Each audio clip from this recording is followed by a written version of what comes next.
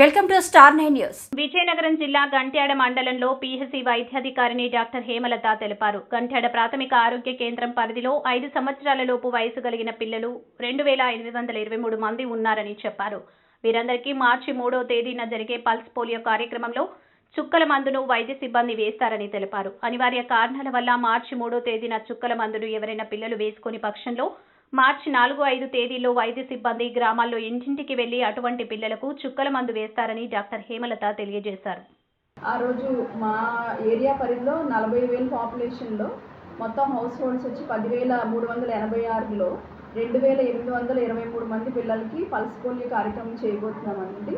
అందరూ కూడా ప్రజలందరూ కూడా మీ పిల్లల్ని 0 నుంచి 5 ఇయర్స్ పిల్లలందరినీ కూడా అవైలబుల్గా ఉంచి అందరూ కూడా ఈ పోలియో చుక్కలు వేసుకొని మన దేశాన్ని పోలియో రహితంగా చేయాలని కోరుతూ, అలాగే మొదటి రోజు ఎవరైనా ఒకవేళ మిస్ అయితే మళ్ళీ 4వ తారీఖు 5వ తారీఖు డోర్ టు డోర్ కూడా ఏఎన్ఎం, ఆశా వర్కరు, ఎంఎల్హెచ్పి అందరూ వచ్చి ఎవరైనా మిస్ అయిన పిల్లల్ని గుర్తించి వాళ్ళకి పోలియో చుక్కలు వేస్తారండి. ఈ ప్రోగ్రామ్ను అందరూ కూడా ఉపయోగించుకొని మన దేశాన్ని పోలియో